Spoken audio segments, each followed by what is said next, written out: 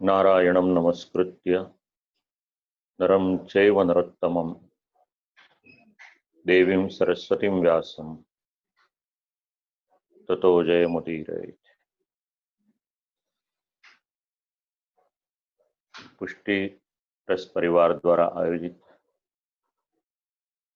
श्रीमद् भागवत अध्ययन एनु आजे 50मो सत्र तारीख 16 जुलाई 2020। प्रभुनी अनहद कृपा सतत सुबोधिनीजी અને ભાગવતાર્થ પ્રકરણ એના આધારિત જે રસપાનનો અવસર શ્રી ઠાકોરજી વક્તા અને શ્રોતાને પ્રદાન કરી રહ્યા છે એ કેવળ અને કેવળ પ્રભુના અનુગ્રહનું જ પરિણામ છે। પ્રયત્ન કરવાનો આપણું કામ છે, આપણી ફરજ છે, પણ એ પ્રયત્નને સત્પરિણામમાં પરિવર્તિત કરવાનો આ પ્રભુનો સ્વભાવ છે અને એ જ સ્વભાવને આપણે અનુભવી રહ્યા છીએ આટલા વખતથી। ઉત્તરોત્તર આનંદની અનુભૂતિ શ્રોતા વક્તા બંનેને થઈ રહી છે। ઠાકોરજીની વાણી અને એ જ વાણીને સમજાવે જ્યારે શ્રી મહાપ્રભુજી સુબોધિનીજીના માધ્યમ દ્વારા, ભાગવતાર્થ પ્રકરણના માધ્યમ દ્વારા, તો કંઈક વિશેષ પ્રભુનો અનુગ્રહ, શ્રી આચાર્યચરણનો અનુગ્રહ આપણે અનુભવી રહ્યા છીએ। ત્રીજો સ્કંદ, બીજો અધ્યાય, એમાં 18 શ્લોક પ્રભુ કૃપાથી વિચાર્યા। આ અધ્યાયમાં વિદુરજીને ભગવાનમાં વિશ્વાસ તો હતો, પણ એ વિશ્વાસ વધુ વધે એના માટે ભગવાને પૂતના વગેરેને જે ફળ આપ્યું એ નિરૂપણ કરેલું છે અને એ ફળ ભગવાનનું ચરિત્ર શ્રવણ કરવાથી પણ થાય એ સંવાદમાં એ જણાવવામાં આવ્યું છે। એક વાક્યમાં આ અધ્યાયનો અર્થ જાણવો હોય તો એટલો કરે છે શ્રી આચાર્ય વલ્લભ કે ભગવાનની કથા એ કહેવી જોઈએ। તો ભગવાનની કથા એનું નિરૂપણ ઉદ્ધવજી કરી રહ્યા છે। એની પાછળના બે અંગ છે। એક, ભગવાનમાં વિશ્વાસ થાય એના માટે ભગવાનનું મહાત્મ્ય જાણવું જોઈએ। ભગવાનનું મહાત્મ્ય જાણો, એનું પરિણામ શું? તો ભગવાનમાં વિશ્વાસ। આ એક વાત છે અને બીજી વાત સમજાવી કે કેવળ મહાત્મ્ય જાણી લઈએ એટલું જ પર્યાપ્ત નથી। જે ભગવાનની કથા કરી રહ્યું હોય એ કરવામાં પણ એમનો વિશ્વાસ જોઈએ। તો શ્રવણ કરતા, કીર્તન કરતા આ બંનેને ઉપયોગી આ અધ્યાય છે। તો ઉદ્ધવજીની ભક્તિ એ ઉત્તમ, પહેલાનું એક અંગ, અને ભક્ત ન હોય અને કથા કહે એનો કોઈ અર્થ નહીં। એટલે ભક્ત પણ હતા, ભગવાનની કથા શ્રવણ કરાવતા હતા, માટે વિદુરજીનો એમાં વિશ્વાસ થઈ રહ્યો છે। ઉદ્ધવજીને ભગવાન ઉપર પ્રેમ કેટલો હતો આ બધા શ્લોકો સમજાવે છે કે ભગવાનની પર પ્રેમ કેટલો છે। અને એટલા જ માટે આ અધ્યાયમાં જે વિષયો કયા છે એમાં એક વિષય છે ભગવાનને માટેનો પ્રેમ ઉદ્ધવજીનો। કારણ કે જો હૃદયમાં પ્રેમ ન હોત તો ભગવાનનું ચરિત્ર કહેતા પહેલા એમનું મન ભરાઈ ગયું ન હોત. એટલે ભગવાન પરનો પ્રેમ આ એક વિષય છે. બીજો, ભગવાનના કુશલ સંબંધી પ્રશ્ન પૂછ્યો હતો, એનું અનુસંધાન છે. ત્રીજી વાત છે ભગવાનનું મહાત્મ્ય, જેના દ્વારા વિશ્વાસોત્પત્તિ થાય. અને આ અધ્યાયમાં ચોથી વાત જે કરી છે એનું નામ છે ભગવાનનું ચરિત્ર. અને એ જ ભગવાનનું જે ચરિત્ર છે એ ચરિત્રને આપણે શ્રવણ કરી રહ્યા છીએ કે જે ચરિત્રમાં જ્યારે હવે ઉદ્ધવજી ભગવાનની સાથે આટલા વર્ષો સુધી રહ્યા, 100 વર્ષ કરતા વધારે સમય કોને કહેવાય, અને એટલો સમય સાથે રહ્યા તો ભગવાનની કેટલીક લીલાઓ એવી હતી કે જે લીલામાં એમને ખૂબ જ આશ્ચર્ય પણ થતું હતું અને સાથે સાથે ખેદ પણ થતો હતો કે ભગવાને આવું કરવાની જરૂરિયાત છે. તો આજનો કલિયુગનો માનવ જો ભગવાનના કોઈક ચરિત્ર ઉપર ક્યાંક સંશય થતો હોય, તેમણે ખાસ કરીને આ બધા શ્લોકો છે એ વિચારવા જેવા છે. 18 શ્લોક આપણે શ્રવણ કર્યા. 19મો શ્લોક, દૃષ્ટ્વા ભવદ્ભિર નનુરાજસૂયે ચેદ્યસ્ય કૃષ્ણમ વિશુતોપી સિદ્ધિ. ભગવાનમાં સહનશીલતા કેવી છે આ શ્લોક સમજાવે છે. આપણને તો કદાચ કોઈક એકાદ અક્ષર પણ કહી દે તો આપણાથી સહન ન થાય, પણ ભગવાનનું ચરિત્ર, ભગવાનનો સ્વભાવ શીખવાડે છે પોતાના સેવકોને, પોતાના ભક્તોને કે કઈ રીતે તમારે તમારું જીવન જીવવાનું છે. શ્રીમદ ભાગવત એક પાઠશાળા છે, ઇન્સ્ટિટ્યૂટ છે. તમને ને મને શિક્ષણ ઘણું બધું આપે છે. આપણે કેટલું સમજી શકીએ છીએ અને સમજીને કેટલું ઉતારી શકીએ છીએ આ એક પ્રશ્ન છે. કારણ કે દરેકનો અધિકાર અલગ અલગ છે. તો દ્રષ્ટ્વા ભવદ્ભિર નનુરાજસૂયે ચેદ્યસ્ય કૃષ્ણમ વિશુતોપી સિદ્ધિ. રાજસૂય યજ્ઞનો પ્રસંગ છે. કૃષ્ણમ દ્વિશતોપી ચેદ્યસ્ય શિશુપાલસ્ય. રાજસૂય યજ્ઞ જે શ્રીમદ ભાગવતની દશમસ્કંદની લીલાઓ છે, આ અધ્યાયોમાં ત્રીજા સ્કંદના બીજા અને ત્રીજા આ બે અધ્યાયમાં એક એક શ્લોકમાં આખા અધ્યાયની લીલાનું નિરૂપણ કર્યું છે. જેવી રીતે આપણે બીજા સ્કંદનો 7મો અધ્યાય શ્રવણ કર્યો, જેમાં ભગવાનના બધા અવતારોનું ચરિત્ર આવ્યું. જે અવતારો શ્રીમદ ભાગવતમાં વિસ્તારથી છે એનું જ નિરૂપણ ને એની કરતા બીજા અવતારોનું નિરૂપણ પણ કેવળ એક અધ્યાયમાં આવી ગયું.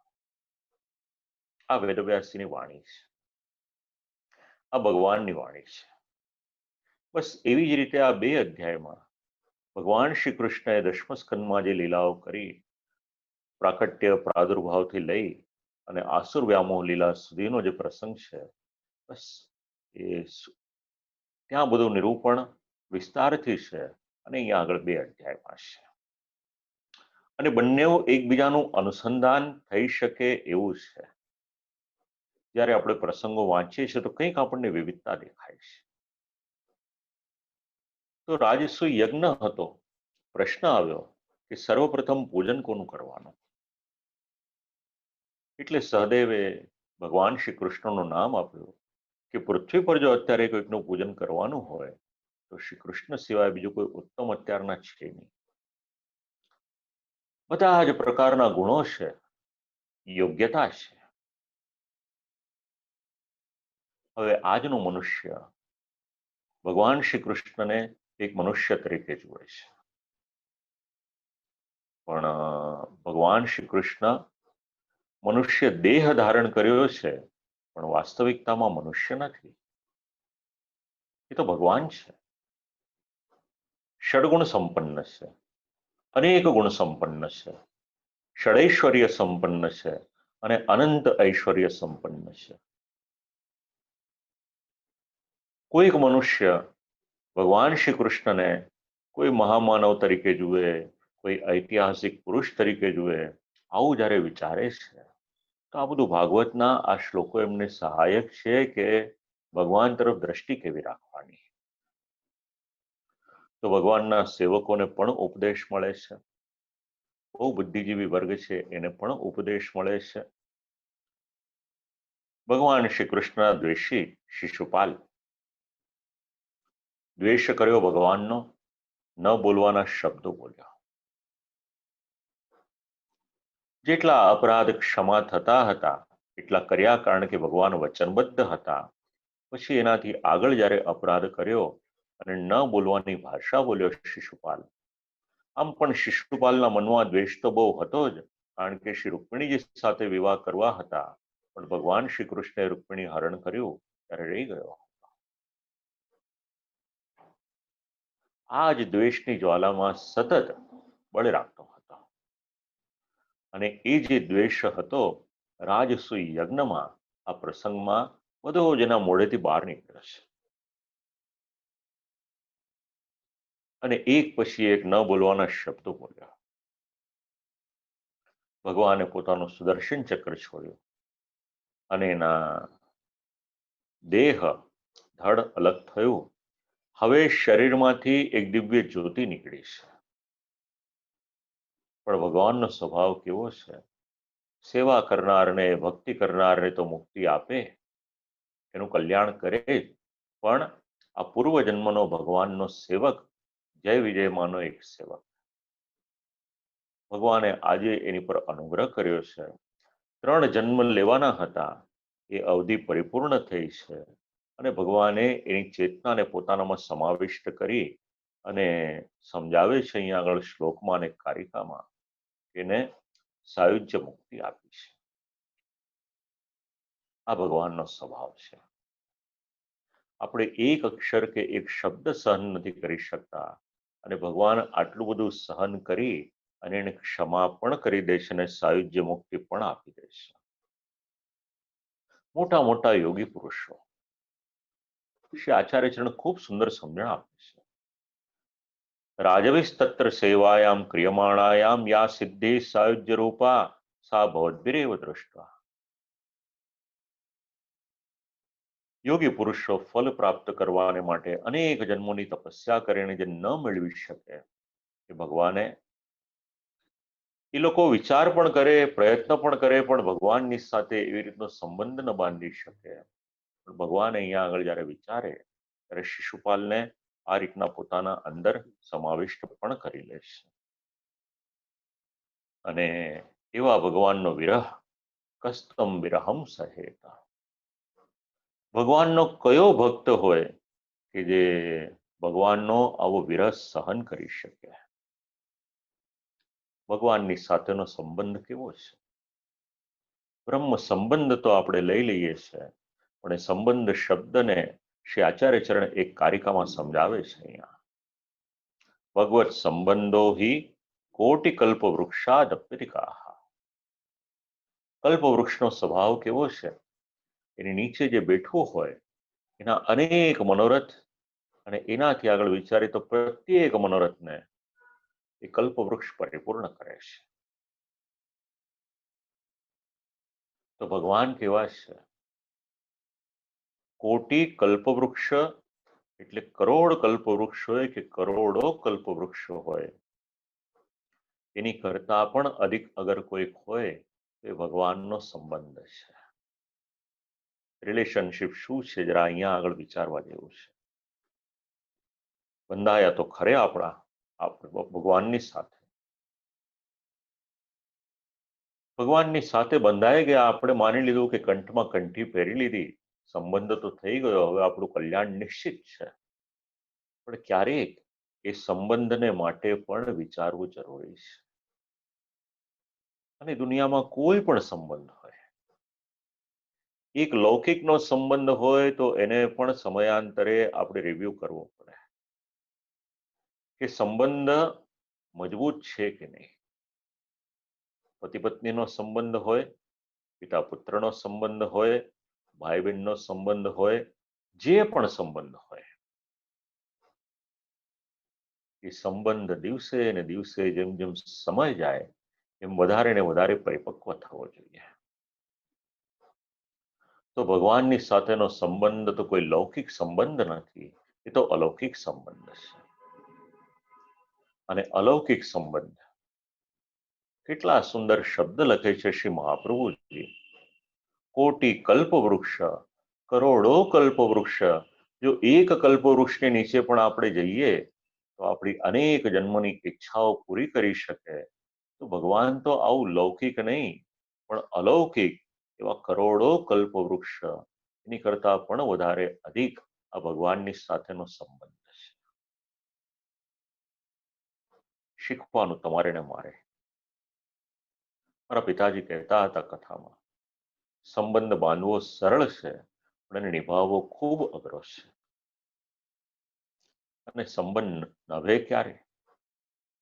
બંને પાત્ર હોય, પોતાનો સ્વાર્થ ન જુએ, પણ સંબંધમાં જેમ ઓરસિયાની ઉપર ચંદનનું કાષ્ઠ લઈ અને ઘસવામાં આવે, જેમ જેમ એ ચંદનનું કાષ્ઠ ઘસાતું જાય એમાંથી આપણને બે વસ્તુ મળે, એક શીતલતા પણ મળે અને સાથે સાથે એનામાં જે ગુણ રહેલા હોય સુગંધના, આ બંને મળે. જે વ્યક્તિ સંબંધમાં ઘસાય છે એના સંબંધમાં પરિપક્વતા આવે છે, શીતલતા પણ આવે છે અને સાથે સાથે સુગંધ પણ આવે છે. તો જો એક લૌકિક સંબંધમાં આવું થઈ શકે તો ભગવાનની સાથેનો સંબંધ એ તો અલૌકિક સંબંધ છે. કોટી કલ્પ વૃક્ષ.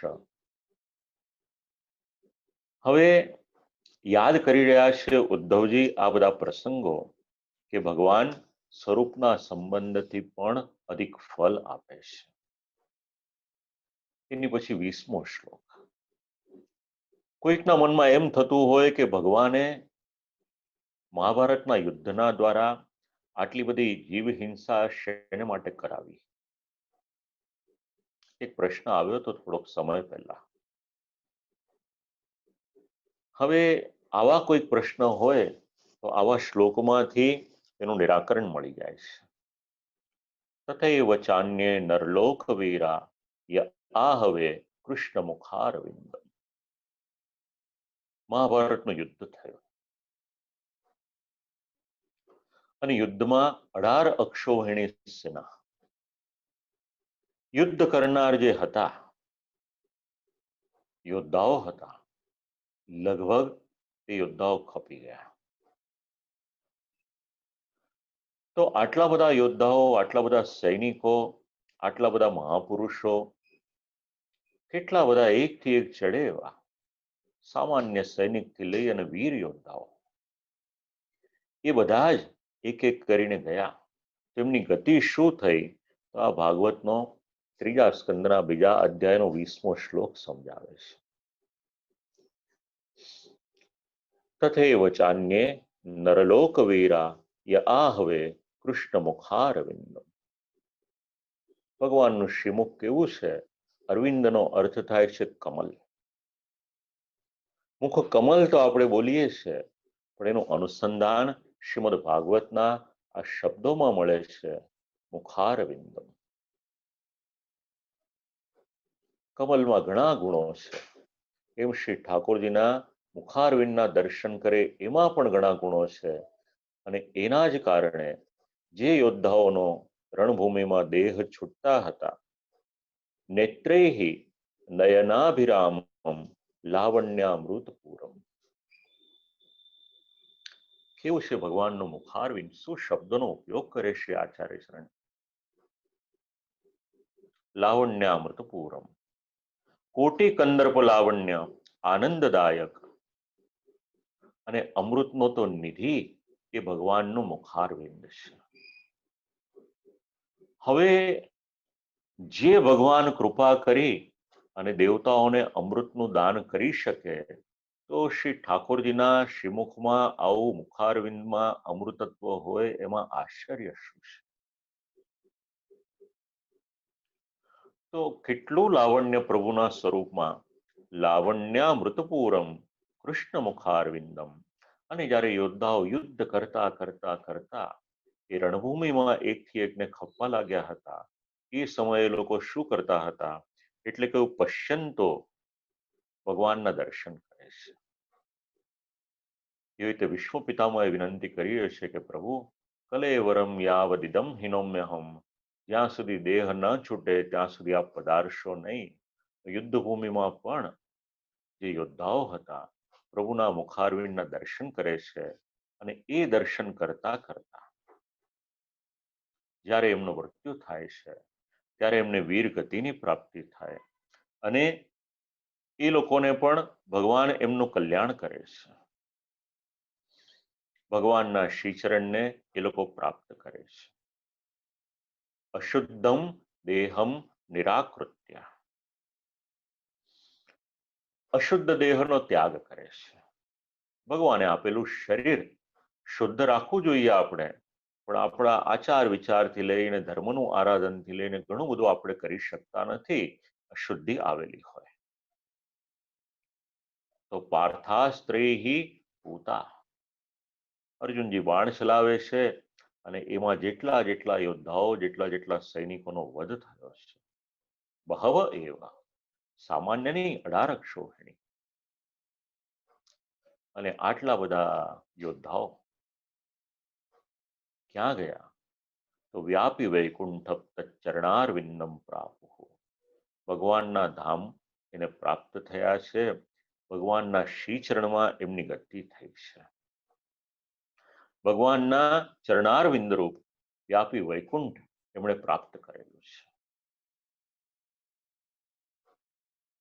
હવે આ બધું જ જ્યારે જુએ છે, ઉદ્ધવજી યાદ કરે છે, તો એમને પાછો ખેદ થાય છે કે એક બાજુ લડવાને માટે આવ્યા અને બીજી તરફ એમને આવી ઉત્તમ ગતિ આપી, તો એનું શું કારણ?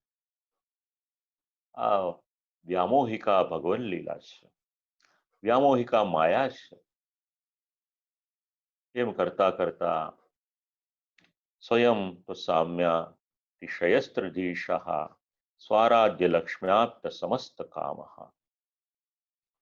લોક અને વેદમાં ભગવાનની સમાન એ કોઈ છે નહીં, તો ભગવાનથી અધિક ક્યાંથી હોઈ શકે? અને એટલા જ માટે ભગવાન ત્રણેય લોકના અધીશ્વર છે. તો આ બધું શું? કે ઈશા લીલા વ્યામોહિકા, ભગવાનની વ્યામોહ કરાવનારી આ લીલા છે. આશ્ચર્ય થાય છે ઉદ્ધવજીને એ વાતનું કે બીજા કોઈકને રાજા બનાવે છે અને ભગવાન એમની સેવા પણ કરે છે, ત્યારે બધાને એમ લાગે કે આ તો ભગવાન છે, આમની સેવા કરે છે, એમને ભગવાન કઈ રીતના કહેવાય? અને એ સમયે ભગવાન પોતાનું ભ્રાંતાના હૃદયે, જેમના મનમાં એવી ભ્રાંતિ થઈ છે, એમને પોતાનું સ્વરૂપ દેખાડે છે. પોતાની અંદર રાજ્ય લક્ષ્મીથી સર્વ કામનાઓ એમણે પ્રાપ્ત કરેલી છે એવા ભગવાન છે. લક્ષ્મીજીનો સંબંધ ભગવાનની સાથે. આ લક્ષ્મીજી કેવા? તત્ર યા લક્ષ્મી નિરતિશયાનંદ રૂપા, કોઈ ક્ષણિક આનંદ નથી, પણ નિરતિશય આનંદ એવા સ્વરૂપા જે લક્ષ્મીજી છે, અને એવા ભગવાન છે, એમની સાથે સંબંધ થયો છે. સ સર્વસ્વિન એવ કરોતિ, ભગવાનનું ઐશ્વર્ય તો પ્રસિદ્ધ છે, અને પોતાના સિંહાસન પર બિરાજમાન થઈ અને આનંદરૂપ લક્ષ્મીનો અનુભવ કરે છે. 22મો શ્લોક. તત્તસ્ય કૈંકર્ય મલંકૃતાન્નો વિગ્લાપયત્યંગ યદુગ્રસેનમ તિષ્ઠન નિષન્નમ પરમેષ્ટદિષ્ણે નભોદયદ્દેવ નિધારયેતિ. કોઈના માન્યમાં ન આવે એવી આ ભગવાનની લીલા આ શ્લોકમાં સમજાવે છે. સામાન્ય રીતે એવું હોય છે, વિશ્વ આખામાં સત્તાને માટે મારામારી છે. ભગવાનનો સ્વભાવ કેવો છે? આ 22મો શ્લોક સમજાવે છે. ભગવાન કેવા છે? જ્યારે કંસનો વધ કર્યો, હવે ધારત તો પોતે રાજ્યાસન પર બેસી શકત, ઉગ્રસેન રાજાએ તો વિનંતી પણ કરી કે આપ બિરાજો, પણ 11 વર્ષની વય છે અને ભગવાનનો ત્યાગ કેટલો છે. નાનું બાળક હોય તો લલચાઈ જાય, પણ ભગવાન વિશ્વના બાળકોને પણ ઉપદેશ આપે છે કે કોઈ એવી લલચામણી ઓફર આવે, લાલચ આવે તો એમાં અટવાશો નહીં, મુશ્કેલી થશે. એટલે ઉગ્રસેન રાજાને કહ્યું કે આપ રાજગાદી ઉપર બિરાજમાન થાઓ, આની પર અધિકાર આપનો, હું તો આપની સાથે સાથે રહીશ, આપ આ બધું કાર્ય સંભાળો. અને એવી વિનંતી કરી હતી. હવે બ્રહ્માજીના સામર્થ્યમાં જે બ્રહ્માજીનો લોક હોય અને ત્યાં જે એક વાત સમજો કે ભગવાન જ્યાં પધારે છે ત્યાં કોઈ પણ પ્રકારની બીજી કોઈ તકલીફ હોય નહીં. ભગવાન પધારે એટલે સાથેવાળાનું પણ કલ્યાણ થઈ જાય. તો ભગવાન પોતાના ધામમાં બિરાજમાન હોય તો જે ઐશ્વર્ય હોય એ જ ભગવાન ભૂતલ ઉપર પધાર્યા તો એ જ ઐશ્વર્ય મથુરામાં હોય કે દ્વારિકામાં હોય એ પ્રાપ્ત થયું. હવે ઉગ્રસેન રાજાને રાજગાદી પર બિરાજમાન કર્યા છે. મોટાઈ કેટલી છે જુઓ. કોઈ પ્રકારનો સત્તાનો મોહ નથી, કોઈ પ્રકારનો આડંબર નથી. અને એ સમયે રાજગાદી કેવી? બ્રહ્માના આસનની જેવી.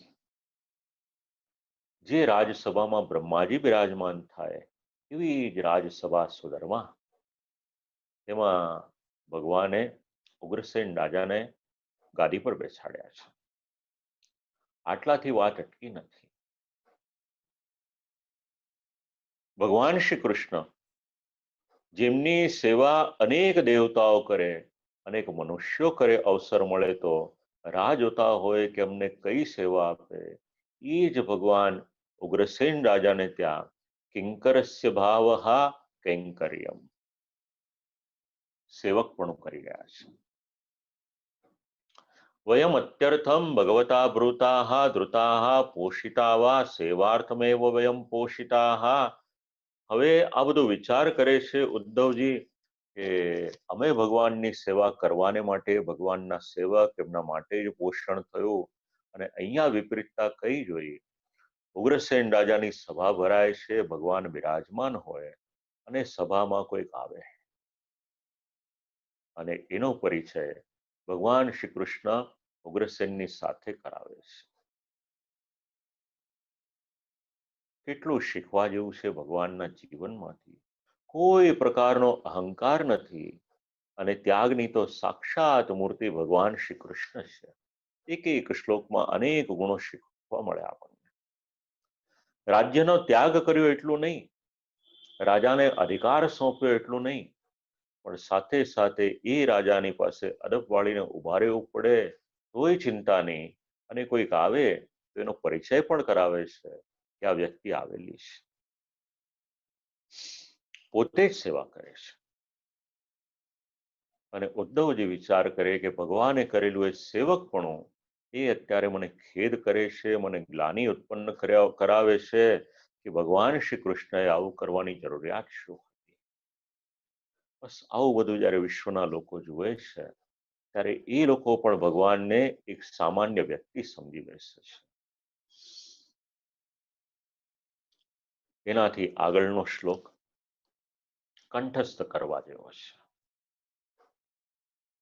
ત્રીજા સ્કંદનો બીજો અધ્યાય અને 23મો શ્લોક છે. સામાન્ય રીતે એવું હોય, એક રાજા હોય, એ રાજાનો કોઈક અપરાધ કરે તો રાજા એને કડકમાં કડક શિક્ષા આપે. બસ એ અહીંયા આગળ આપણે સમજવાનું છે કે એક લૌકિકનો રાજા કેવો હોય અને જેમના એક એક રૂમમાં એક એક બ્રહ્માંડ છે, એ અનંત કોટી બ્રહ્માંડના નાયક કહેવાશે. અહો બકીયમ સ્તનકાલકૂટમ જિગાંસયા યા જિગાંસયા અપરપ્ય સાધ્વી લેભે ગતિમ દાતૃચિતામ તતોન્યમ કંબાદયાલુમ શરણમ રજેમ. કયું ચરિત્ર યાદ કરે છે? અહો બકીયમ સ્તનકાલકૂટમ જિગાંસયા યદપ્ય સાધ્વી. 6 દિવસની વય છે અને એ સમયે વિષપાન કરાવવાને માટે પૂતના આવે છે. પોતાની આકૃતિ ખૂબ સુંદર રીતે એને શણગારેલી છે, પોતાનું સ્વરૂપ શણગારેલું છે. સાક્ષાત લક્ષ્મીજી આવ્યા હોય એ રીતના આવી છે. બકસ્ય ભગિની દૈત્ય બકરૂપા તદવૃત્યા સંતોપી ન મુક્તા ભવંતી. હવે ભગવાનની આ લીલા કેવી છે? યથા ભગવત સાધનમ સર્વાશ્ચર્યકરમ.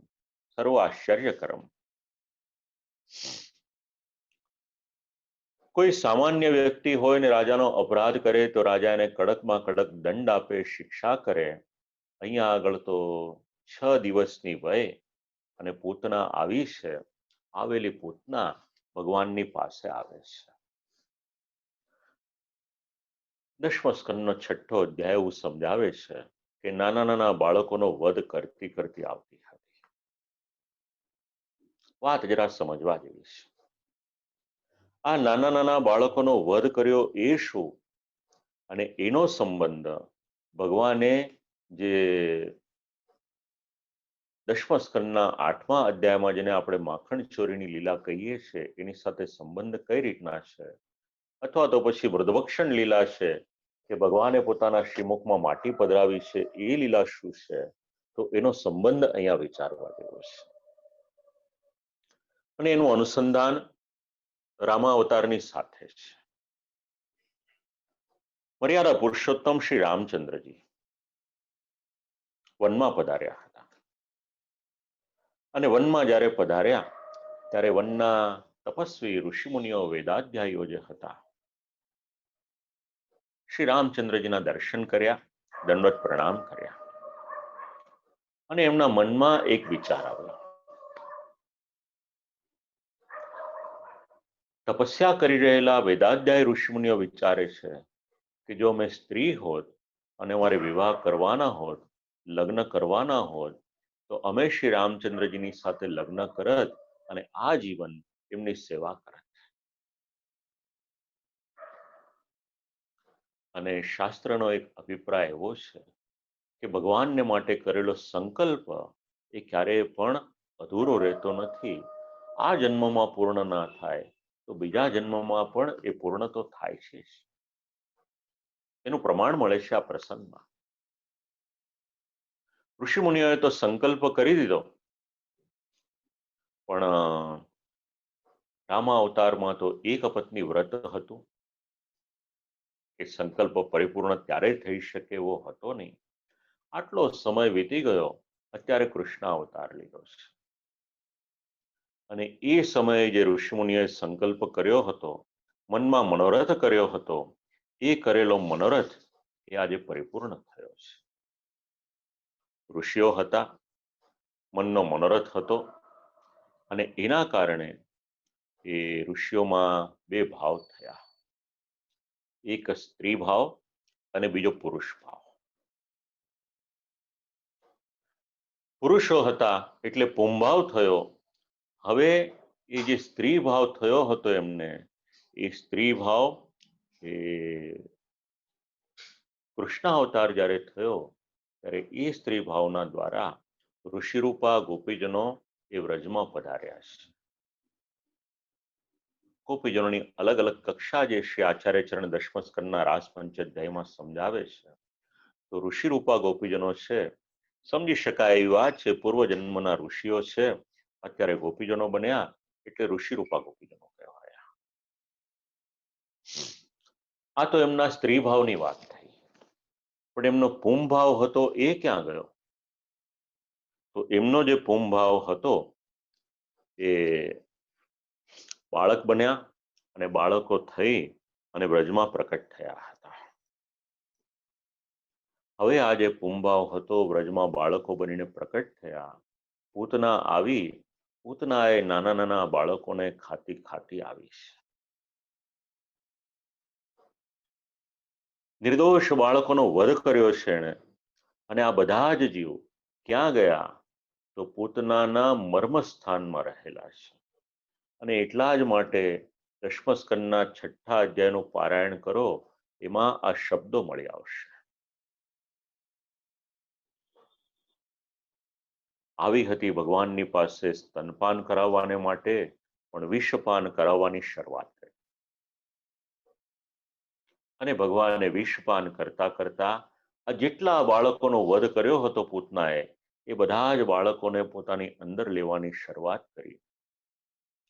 વેદના સહન ન થઈ, પૂતના બૂમ પાડવા લાગી, પણ આમ કરતા કરતા ભગવાને પૂતનાના પ્રાણ લીધા છે. એના મર્મસ્થાનને નીચોવી લીધા. અને મર્મસ્થાનમાં રહેલા જે બાલજીવો હતા, ભગવાને એને પોતાના મુખમાં લઈ લીધા, પોતાની પાસે પોતાના અંગમાં લઈ લીધા. હવે વિચાર આવ્યો કે આ પૂતનાના પણ પ્રાણ લીધા, પણ હવે એને ગતિ કઈ આપો? આ પ્રશ્ન થયો મનમાં. વિચારતા વિચારતા તરત જ નિર્ણય પણ લઈ લીધો કે આવી તો મારી પાસે માતૃભાવથી. સ્તનપાન કરાવવાનું કાર્ય કોણ કરે? એ તો મારી માં યશોદા કરે, મારી માં દેવકી કરે.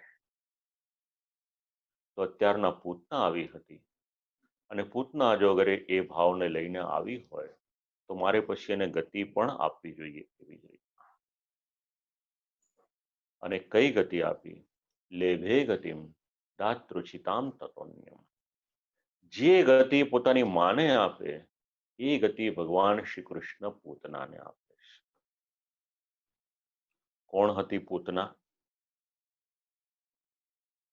કોઈ કાર્ય કરવું હોય, મર્યાદા માર્ગનું કાર્ય હોય, એમાં કેટલીક શુદ્ધિ જરૂરી છે. એક છે ભાવની શુદ્ધિ, ભાવ શુદ્ધિ. બીજી છે સાધન શુદ્ધિ, ત્રીજી છે ક્રિયા શુદ્ધિ. તો મર્યાદામાં જો આવું કોઈ કાર્ય કરવું હોય તો 3 પ્રકારની શુદ્ધિ જોઈએ.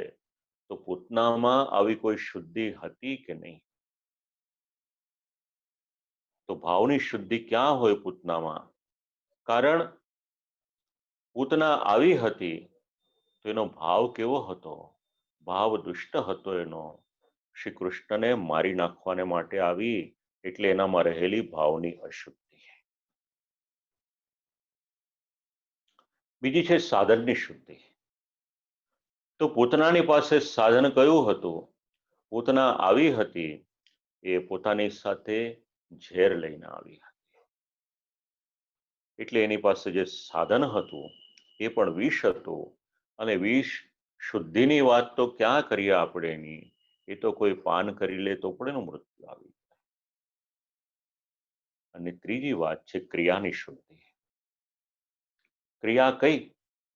રાક્ષસી હતી, એ છતાં પણ સુંદર સ્ત્રીનો વેશ પરિધાન કરીને આવી, છેતરવાને માટે આવી હતી. હવે વિચાર કરો, ભાવ શુદ્ધિ નથી, સાધન શુદ્ધિ નથી, અને ક્રિયા શુદ્ધિ પણ નથી, તો શુદ્ધિ વગરનું કાર્ય એ તો ભગવાન સ્વીકારે કઈ રીતે? એ છતાં પણ એક સામાન્ય રાજા હોય તો પણ એને ફાંસીની સજા આપી દે કે નરકમાં નાખી દે. પણ આ તો ભગવાન શ્રી કૃષ્ણ છે. અને ભગવાને વિચાર કર્યો કે મારી માને ગતિ આપું, આને આપું, એટલે એવી ગતિ આપી. એટલા માટે અહીંયા આગળ શ્રી વેદવ્યાસજી શ્રી સુખદેવજીને વાણીને જ્યારે ગાન કરે છે ઉદ્ધવજી, ત્યારે એવું કહે છે, કમ્વા દયાલુમ શરણમ વ્રજેમ. આમની કરતા વધારે દયાળુ કોણ હોઈ શકે કે જેની શરણમાં આપણે જવાનું? હવે જરા કલ્પના કરો, ક્યાં ભગવાનનો સ્વભાવ અને ક્યાં આપણે છીએ? ભગવાન કેવા છે? તો ભગવાન દયાળુ છે.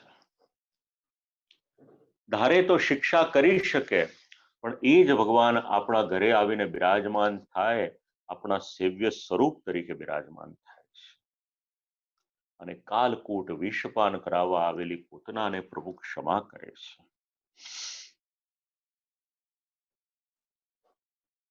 દુષ્ટા છે, અસાધ્વી છે, એ છતાં પણ ભગવાન એનું કલ્યાણ કરે. શ્રી આચાર્ય ચરણ સમજણ આપે છે અહીંયા આગળ, કોઈ પણ પ્રકારે ભગવાનની સાથે સંબંધ થાય તો ભગવાનનો સ્વભાવ કેવો છે, જીવનમાં ઉતારવા જેવી એક કારિકા છે, ભગવાંશ્ચ ગુણાનેવ ગૃહ્ણાતિ ન દોષાન. કોઈ પણ વ્યક્તિને આપણે મળીએ છીએ, આ એક પોઝિટિવ એપ્રોચ શ્રીમદ ભાગવતનો ભગવાનના જીવનમાંથી શ્રી મહાપ્રભુજી સમજાવે છે. કોઈને પણ મળો એમના જીવનમાં તો સામેવાળી વ્યક્તિમાં દોષ જોઈએ એની કરતા એનામાં ગુણ કયો છે એ વિચારો, અને શક્ય હોય તો એ ગુણને પોતાના જીવનમાં ઉતારી દો. કેટલી મોટી વાત, કેટલા ઓછા અક્ષરોમાં શ્રી મહાપ્રભુજી સમજાવી દેશે. આ ભગવાનનું સ્વરૂપ છે, આ ભગવાનનું મહાત્મ્ય છે, આ ભગવાનનો સ્વભાવ છે. અને ભગવાનની સાથે જેનો સંબંધ થાય છે એને અપેક્ષા વગરનું ફળ એ ભગવાન શ્રી કૃષ્ણ આપી દે છે. જો આપણે ભગવાનના સેવક હોઈએ, જો આપણે પોતાની જાતને શ્રી ઠાકોરજીના સેવક કહેતા હોઈએ, તો આવા તો અનંત ગુણો છે ભગવાનના, એમાંથી કોઈક ને કોઈક ગુણ આપણે પણ અપનાવી લઈએ તો જ્યારે આપણે શ્રી ઠાકોરજીની સન્મુખમાં જઈશું તો ભગવાન પણ રાજી થશે કે મારો સેવક મારી પાસે આવ્યો છે. આ બધા શ્લોકો આજે યાદ કરી રહ્યા છે ઉદ્ધવજી. હવે આ બધું ચરિત્ર કોઈક વાંચે, વિચારે તો એને લાગે કે ભગવાન તો પ્રાકૃત મનુષ્યની જેવું કાર્ય કરે છે, એમને ભગવાન કેમ કહેવાય? અને ઉદ્ધવજી જેવા ભક્ત વિચાર કરે કે ભગવાને આ બધું કરવાની જરૂરિયાત શું હતી? ભગવાને શાને માટે ઉગ્રસેનની ચાકરી કરવાની, કે ભગવાને શેના માટે પૂતનાનો મોક્ષ કરવાનો? આ બધું જ્યારે જુએ છે, હવે આજે બધું યાદ આવે છે, તેમના મનમાં ખૂબ ગ્લાનિ થાય છે. 25મો શ્લોક. વસુદેવસ્ય દેવક્યામ જાતો ભોજેન્દ્ર બંધને ચિકીર્ષુર ભગવાનસ્યાહ શમજેનાપી યાચિતાઃ. ભગવાન કેવા? ભૂમિનું કલ્યાણ કરવાને માટે ભૂતલ પર પધાર્યા.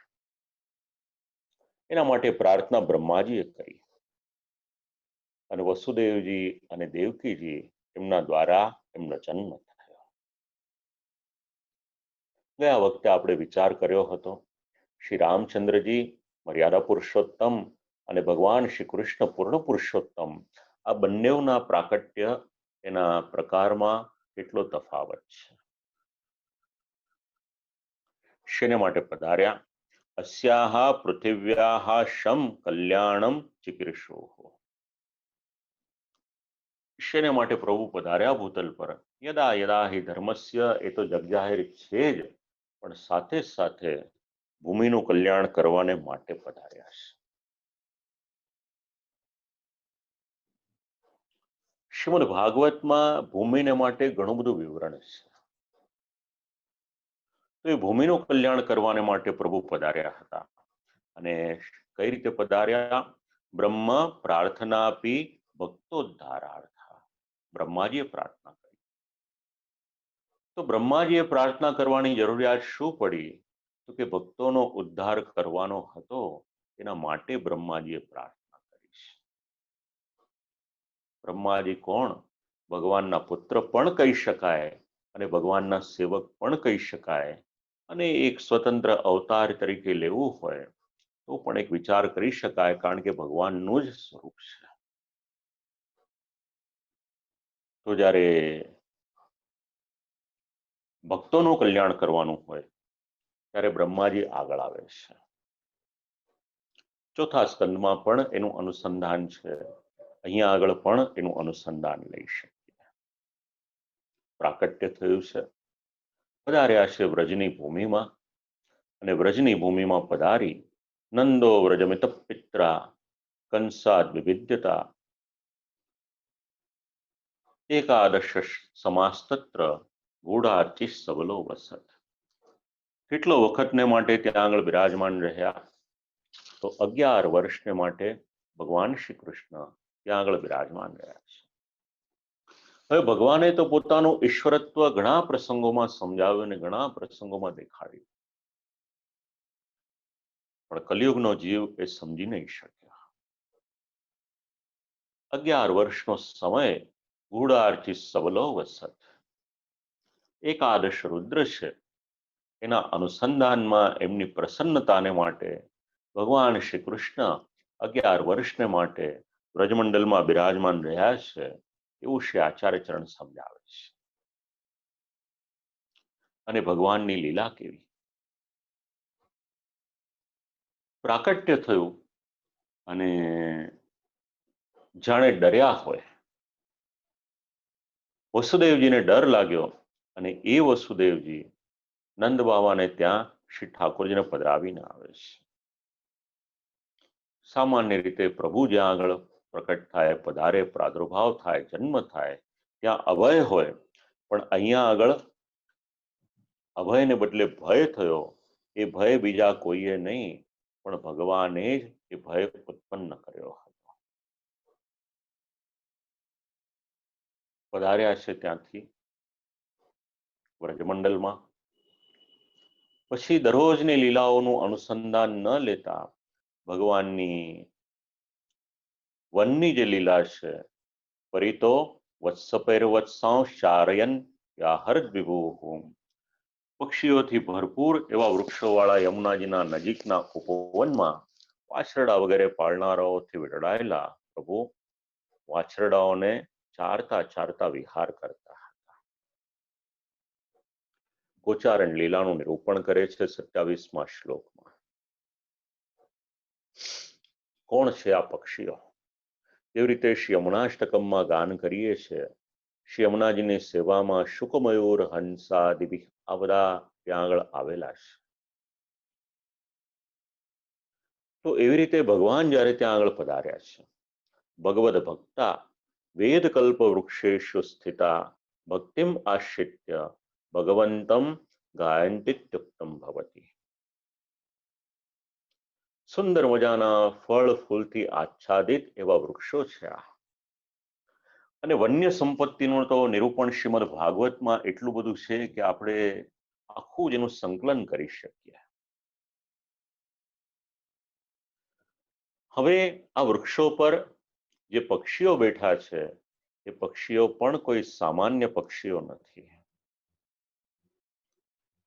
અને વૃક્ષો છે એ પણ સામાન્ય વૃક્ષો નથી. કેવા છે આ વૃક્ષો અને આ પક્ષીઓ? વેદરૂપ કલ્પ વૃક્ષો છે.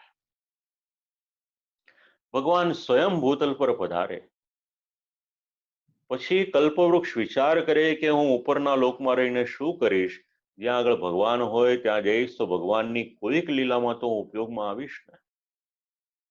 અને આવો જ વિચાર કરીને કલ્પવૃક્ષ પણ ભૂતલ પર આવ્યું હશે.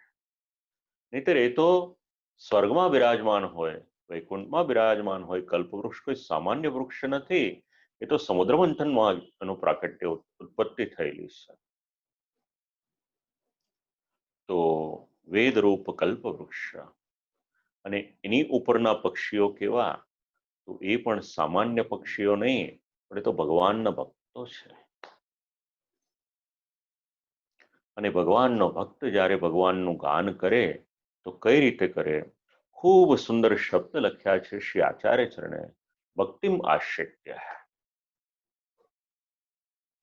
એની વાણીમાં એ ભક્તિ, એનું રસામૃત સતત ટપકતું હોય અને એવી રીતે એ ભગવાનના યશનું ગાન કરે તો આ જે પક્ષીઓ હતા એ પક્ષીઓ પણ ભલે કોઈને એવું સમજાય કે સંભળાય કે આ ટહુકો વગેરે કરે છે, પણ વાસ્તવિકતામાં એમની વાણી કેવી હતી?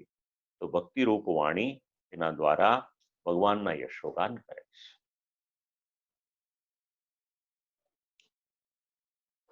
વનમાં કરેલી ક્રીડા એનું નિરૂપણ કર્યું. પછી સાંજના સમયે, સંધ્યા સમયે ઇત્યાદિની વ્રજની જે ક્રીડા છે એ સમજાવી રહ્યા છે. કૌમારીમ દર્શયોશ્ચેષ્ટામ પ્રેક્ષણીયામ વ્રજૌકસામ. ક્યારેક કોઈ ગોપીજનો જાય તો રડવા પણ લાગે, ક્યારેક એની ટીખળ કરતા હસવા પણ લાગે. ક્યારેક ભોળા બાળકની જેમ ચેષ્ટા કરે તો ક્યારેક વિકરાળ સિંહ હોય એની જેવી આકૃતિ, એની જેવી ચેષ્ટા કરે. અને આવી રીતના બધી કુમાર લીલાઓ કરી અને એ લીલાઓ દ્વારા વ્રજભક્તોને શ્રી ઠાકોરજી આનંદ પ્રદાન કરે છે.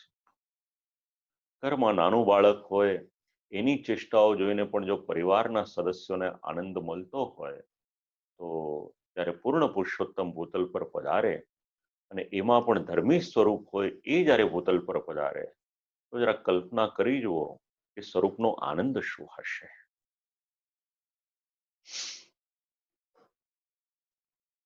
પંચાપી લીલા, 5 વર્ષની લીલા છે એટલા માટે 5 રીતે એનું નિરૂપણ કર્યું છે. અને પછી એને સાત્વિક, તામસ, રાજસ પુરુષ અને તામસ રાજસ સ્ત્રીઓ 5 પ્રકારે એમના મનને જે પ્રકારે આનંદ થાય છે એ સમજાવ્યું છે. એની પછી 29મા શ્લોકમાં સ એવ ગોધનમ લક્ષ્મ્યા નિકેતમ સિત ગોવૃષમ.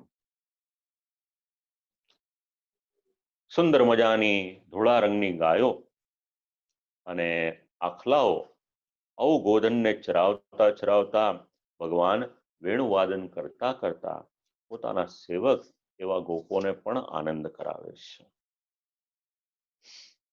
પેલા વાછરડાઓને ચરાવ્યા, હવે ગાયોને ચરાવે છે. ગોધનમ ગવામ સમૂહમ લક્ષ્મ્યા નિકેતમતિ સુંદરમ ચારણે હેતુ સીતા ગાવો વૃષાયત્રેતી. ખૂબ જ સુંદર લક્ષ્મીજીના ધામરૂપ એવી સુંદર ગાયોને શ્રી ઠાકોરજી ચરાવી રહ્યા છે. અને ચરાવતા ચરાવતા ભગવાન એમની પર કૃપા કરે અને ભગવાન જ્યારે વેણુનો નાદ કરે છે તો એને સમજાવે છે શ્રી આચાર્ય ચરણ બ્રહ્મામૃતમ પાયિત્વા પરબ્રહ્માનંદે હરિરમત રમયામાસ. ગોપાલોને અને સાથે સાથે ગાયોને પણ જ્યારે વેણુવાદન કરીને પ્રભુ આનંદ કરાવે તો સાક્ષાત બ્રહ્મામૃતનું પાન કરાવી અને પરબ્રહ્મના આનંદમાં ભગવાન એમને રમાડે છે, રમણ કરાવે છે.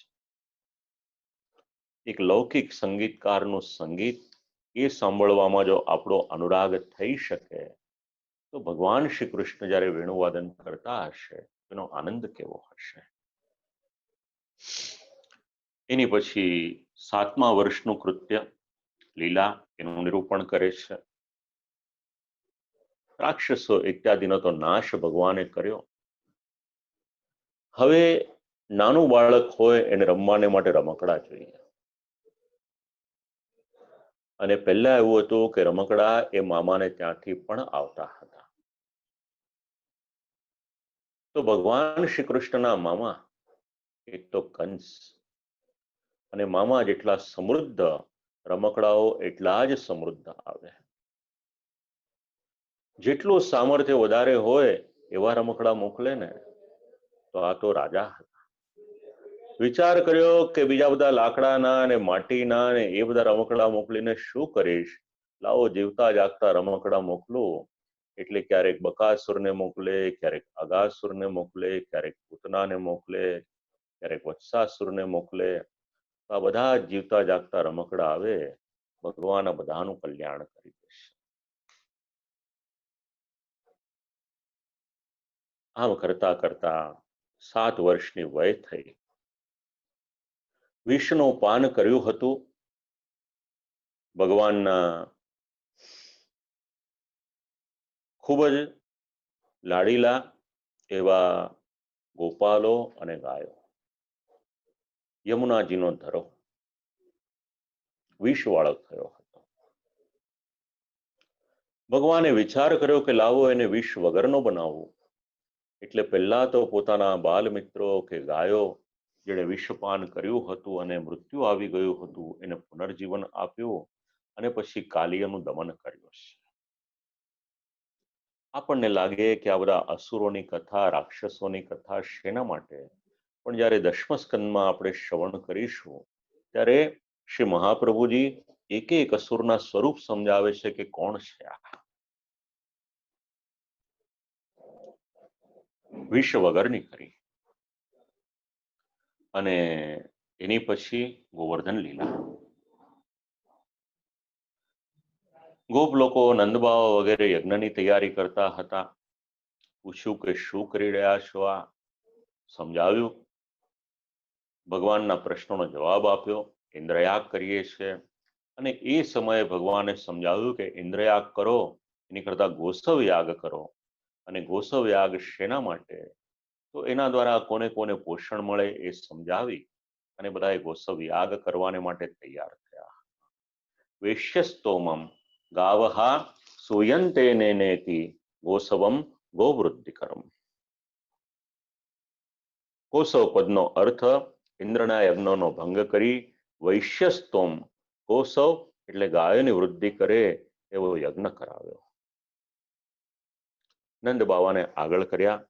ઉત્તમમાં ઉત્તમ જે બ્રાહ્મણો હતા એ બ્રાહ્મણો એમને નિમંત્રણ આપ્યું છે. અને આખું જે વ્રજ એ દિવસે આનંદના ઉત્સવ એનો આસ્વાદ લઈ રહ્યા છે. કરોડોની સંખ્યામાં દ્રવ્ય પડેલું હતું. વિચાર કર્યો, કોટ્યવધિ દ્રવ્યસ્ય ભારરૂપેણ સ્થિતસ્ય સદ્વયમ ચિકીર્ષોઃ. હવે જે દશમસ્કંદની કારિકાઓમાં નથી ઉલ્લેખ એવો ઘણો બધો ઉલ્લેખ અહીંયા આગળ આ બધી લીલાઓમાં છે. એટલા જ માટે બંનેનું આપણે અનુસંધાન કરવું પડે. નંદ બાવા કેવા હતા? કોટ્યવધિ દ્રવ્યસ્ય ભારરૂપેણ. કરોડોની સંખ્યામાં એમની પાસે દ્રવ્ય પડેલું. શાસ્ત્રનો દ્રષ્ટિકોણ અહીંયા સમજવા જેવો છે. શાસ્ત્રનો દ્રષ્ટિકોણ શું છે? સંપત્તિ છે એનો સદવ્યય કરો. ગઈકાલે જ અમારા ઘરમાં કંઈક વાત ચાલતી હતી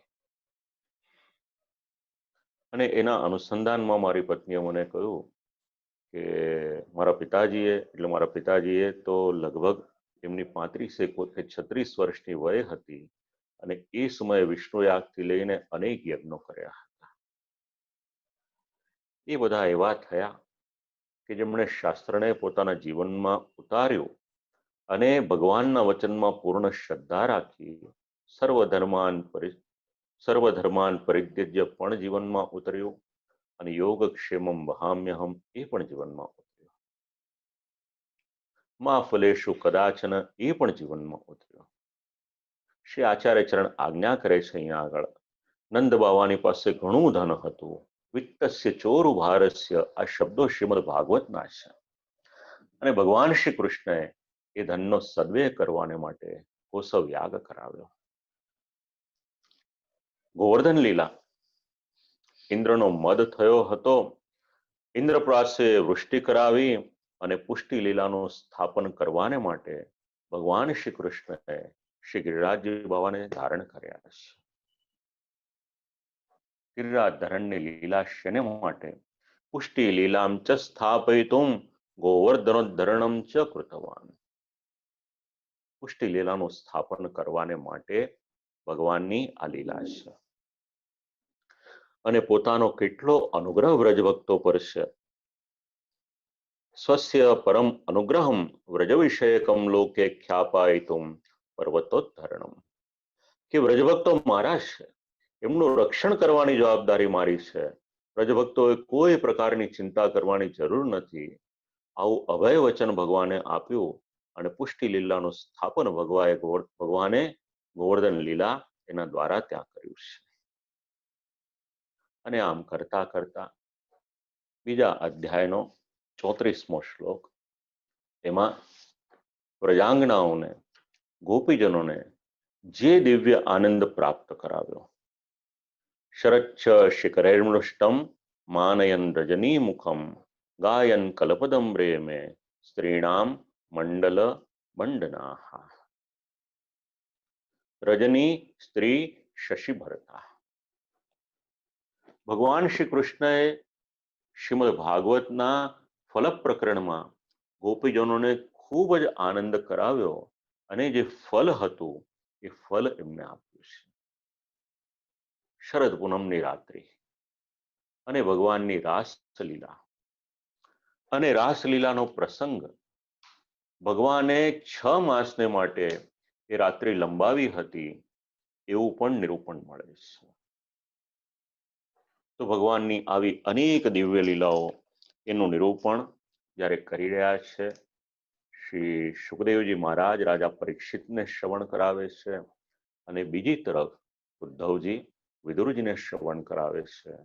આમ કરાવતા કરાવતા ત્રીજા સ્કંદનો બીજો અધ્યાય એને અહીંયા આગળ વિરામ આપ્યો છે.